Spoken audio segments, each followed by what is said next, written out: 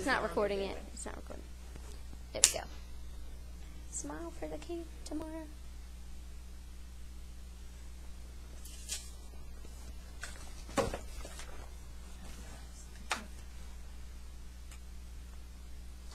There. Okay. You can't see me now. Have you ever wondered why the nurses take your vital signs when you go into the doctor's office?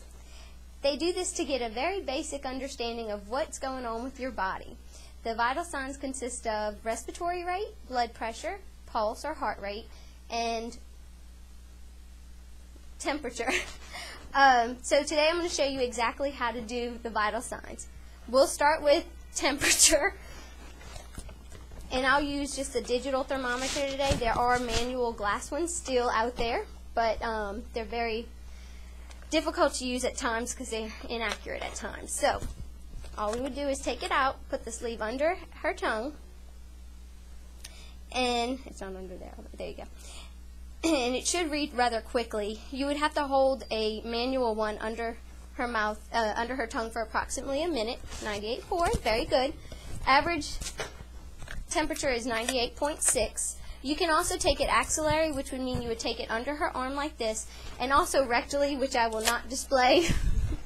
If you took it axillary, you would have to add a degree to get a more accurate temperature. If you did it rectally, you'd have to subtract a degree. Next, I'm going to demonstrate respiratory rate.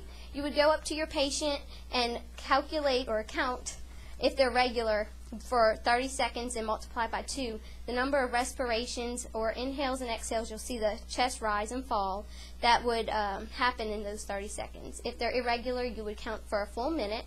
And sometimes it's best to do it when you're taking her temperature or doing other vital signs, so she doesn't know you're watching her take your respiratory rate.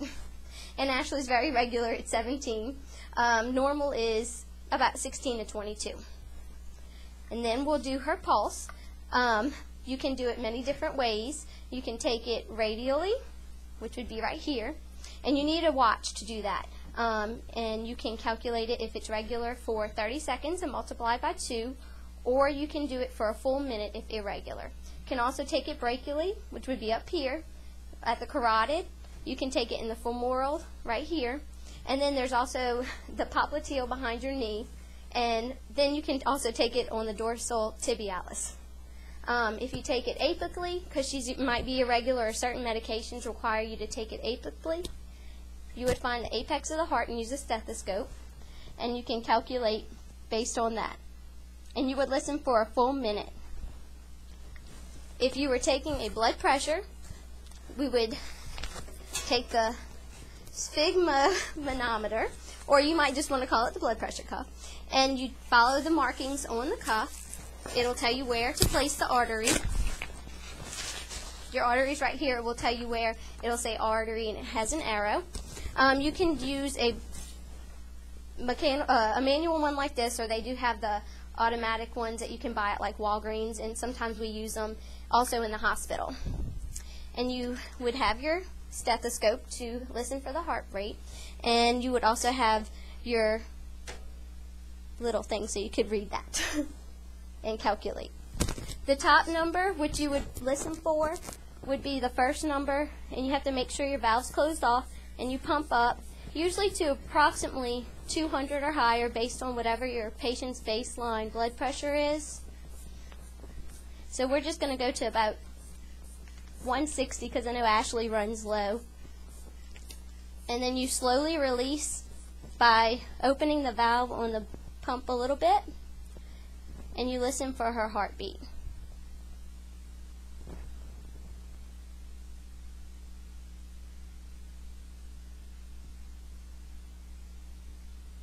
So she's at 102, that's her top number, or systolic, and you listen for where the heart rate stops. And it was at 68, that would be the bottom number, or the diastolic blood pressure. So her blood pressure would read 102 over 68. Okay. You can also take blood pressures on your thigh, on your lower arm, on your calf, but they're usually not as accurate. And that is how you take vital signs. I should say that They do have some variations based on ages of what's normal. Also, if you have a medical condition, your heart rate may vary a little bit, or your blood pressure. If you have someone who's breathing very little in a minute, you may have to watch for respiratory failure. If they're breathing too much, it might indicate respiratory distress. I have a handout, and I'll show that to you, that displays the normal vital signs for most ages. Thank you.